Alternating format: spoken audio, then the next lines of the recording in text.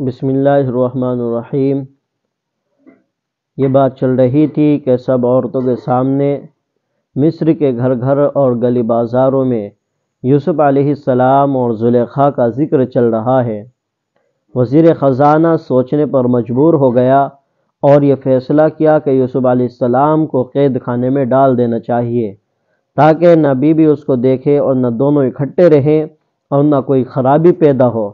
رب تعالیٰ فرماتے ہیں ثم بدا لہم، پھر واضح ہوئی بات ان کے سامنے، من بعد ما رأوا الآیات، اس نشانیوں کو دیکھنے کے بعد جو وہ دیکھ چکے تھے کہ دودھ پیتے بچے نے گواہی دی، اور یہ کہ کرتا پیچھے سے پھٹا ہوا ہے، جس سے معلوم ہوا کہ یوسف علیہ السلام سچے ہیں اور عورت غلط کار ہے۔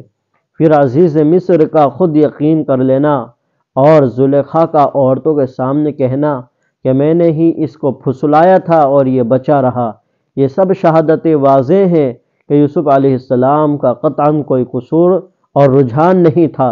رب تعالیٰ فرماتے ہیں یہ سب نشانیاں دیکھنے کے بعد ان کے لیے یہ بات ظاہر ہو گئی، لَيَسْجُنُنَّهُ، کہ البتہ ضرور یوسف علیہ السلام کو قید میں رکھے، حتیٰ حین، ایک مدت تک، چنانچہ 7 سال بھی لکھے ہیں اور 12 سال بھی لکھے ہیں کہ اتنے عرصہ یوسف علیہ السلام قید میں رہیں۔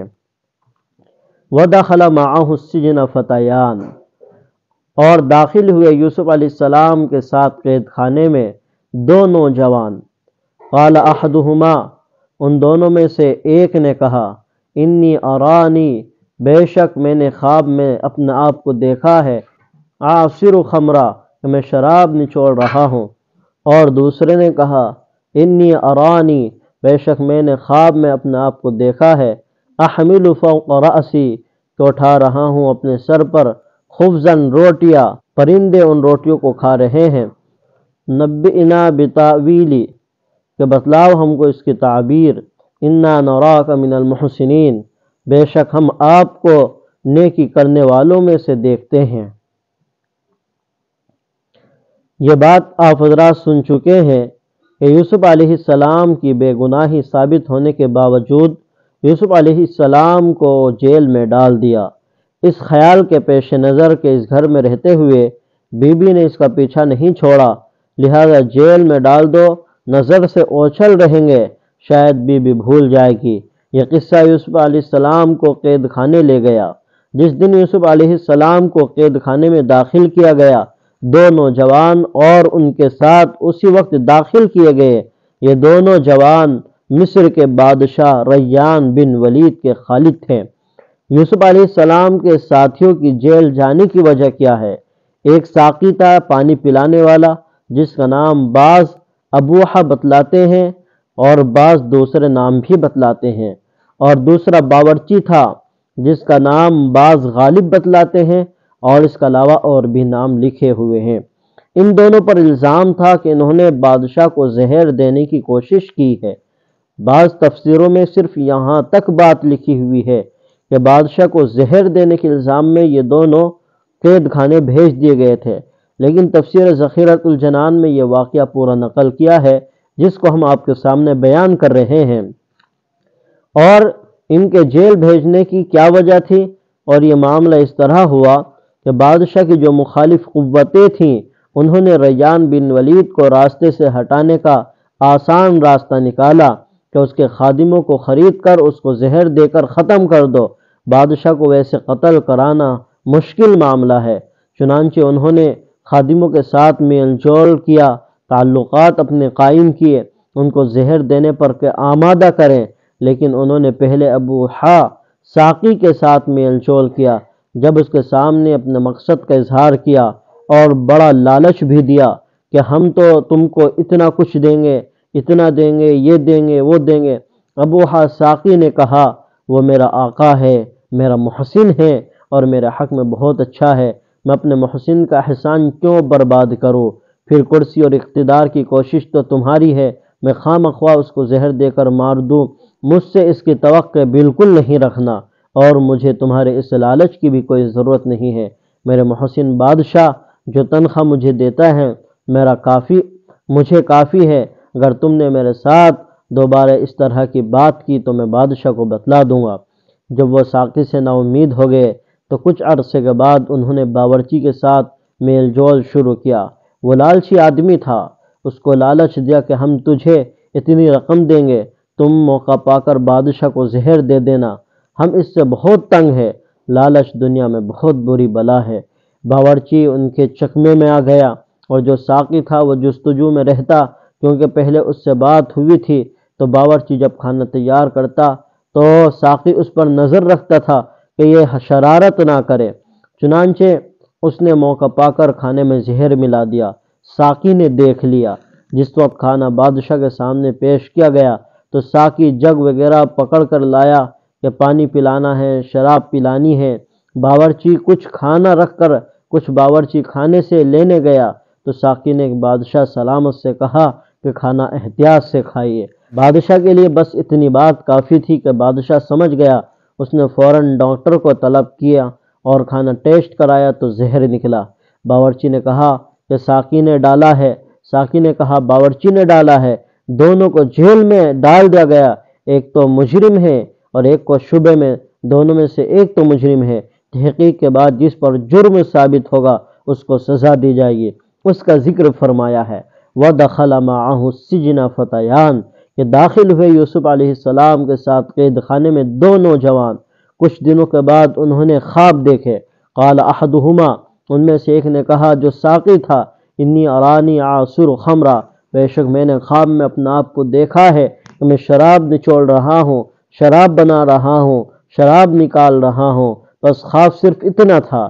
وقال الاخر اور دوسرے نے کہا انی ارانی احمل فوق رأسی خبزہ بے شک میں نے خواب میں اپنا آپ کو دیکھا، میں نے اپنے سر پر روٹیوں کا چھبڑا ٹکڑا اٹھایا ہوا ہوں، تأکل الطیر من پرندے ان روٹیوں کو کھا رہے ہیں۔ بتلاؤ ہمیں اس کی تعبیر کیا ہے، آپ ہمیں ہمارے خواب کی تعبیر بتائیے، بے شک ہم آپ کو دیکھتے ہیں کہ نیکی کرنے والوں میں سے ہے، بڑے نیک آدمی ہو، اس لیے خواب کی تعبیر آپ ہمیں بتلاؤ۔ یوسف علیہ السلام نے عقیدہ توحید بیان کرنے کے لیے موقع غنیمت سمجھا۔ فرمایا لا یأتیکما طعام نہیں آئے گا تمہارے پاس کھانا، ترزقانہ جو تمہیں دیا جاتا ہے اس وقت، الا نبأتکما بتأویلہ میں تمہیں اس کھانے سے پہلے تمہارے خواب کی تعبیر بتا دوں گا۔ بعض مفسرین نے فرمایا ہے کہ تمہارے کھانے سے پہلے خواب کی تعبیر بتلا دوں گا۔ بعض مفسرین نے فرمایا ہے کہ اس کا مطلب یہ ہے کہ تمہارے پاس تمہارے کھانے کے لیے جو کھانا آتا ہے وہ کھانا تمہارے آنے سے پہلے میں بتلا دیتا ہوں کہ کس طرح کا کھانا ہے، کس قسم کا کھانا ہے، کس وقت کھانا آتا ہے، یہ ساری تفصیلات ساری باتیں میں تمہیں بتا دیتا ہوں۔ یہ وہ چیز ہے جو تعلیم دی ہے مجھ کو میرے رب نے، یعنی خوابوں کی تعبیر وہ فن ہے جو میرے رب نے مجھے سکھایا ہے، مگر اس سے پہلے میں نے تمہیں صرف ایک بات ضرور بتانی ہے۔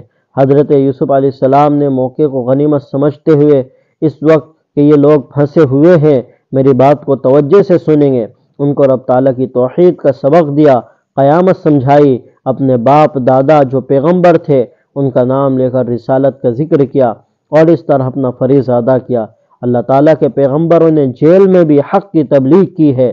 فرمایا انی ترکت ملت قوم لا یؤمنون باللہ بے شک میں نے چھوڑ دی ہے ملت اس قوم کی جو اللہ تعالیٰ پر ایمان نہیں رکھتی، وہم بالآخرۃ ہم کافرون اور وہ خود جو آخرت کے بھی منکر ہے۔